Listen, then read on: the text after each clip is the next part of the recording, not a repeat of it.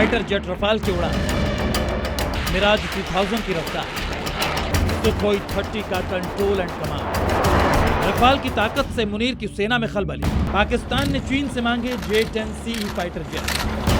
Operation सिंदूर से हुई तबाही की तस्वीरें अभी तक पाकिस्तान के ज़हन से उतरी तक नहीं है कि भारत ने फ्रांस से भी राफेल जेट खरीदने की डील की।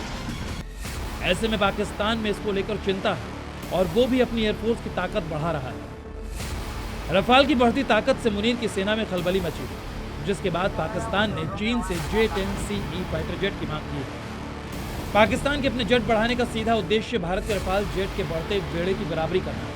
पाकिस्तान ने खासतौर से ऑपरेशन सिंदूर के बाद सैन्य ताकत बढ़ाने पर जोर दिया है। पाकिस्तान की वायुसेना भारत के रफाल फाइटर जेट्स के आ जाने से भारी दबाव में रहती है। पाकिस्तान भारत की जो बढ़ती हुई वायुसेना की शक्ति के विरुद्ध एक पोस्चरिंग करने के लिए अपनी कैपेबिलिटीज़ को वो बढ़ाने की कोशिश कर रहा है और इसी प्रक्रिया में पाकिस्तान और भी बड़ी संख्या में J-10C 4.5 जनरेशन के मल्टी रोल फाइटर जेट्स को चाइना से एक्वायर करने की वो डील करने जा रहा है। जिस राफेल की ताकत से पाकिस्तान चीन थर-थर कांपता है, वो राफेल फिर से पाकिस्तान की फेक न्यूज की फैक्ट्री को धुआं करने आ रहा है। भारत फ्रांस से और भी राफेल एडवांस फाइटर जेट खरीदने जा रहा है। खरीदे जाने वाले ज्यादातर राफेल भारत में बनाए जाएंगे। राफेल की खरीद से भारतीय वायुसेना का जहां आसमान में दबदबा बढ़ेगा, वहीं लंबी दूरी के अटैक की क्षमता बढ़ेगी। पहलगाम हमले के बाद से ही पाकिस्तान लगातार अपने बचाव के लिए अभ्यास आयोजित कर रहा है। उसे लग रहा है कि वो अपनी तैयारी करके भारत के अटैक से खुद को बचा लेगा, लेकिन ये सपना मुल्ला मुनीर का सपना ही रह जाएगा। वायुसेना के फाइटर जेट्स ने पाकिस्तान के आतंकी कैंपों के परखच्चे उड़ा दिए थे।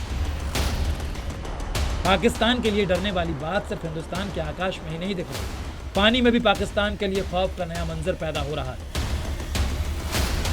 पाकिस्तान की पोल पट्टी पूरी तरह से खुल चुकी है। पाकिस्तान में मौजूद चीनी एयर डिफेंस सिस्टम कितना ताकतवर है, ये पूरी दुनिया जानती है। बावजूद इसके पाकिस्तान ने ढिंढोरा पीट रहा है कि वो चीन से J-10C फाइटर जेट मांग रहा है।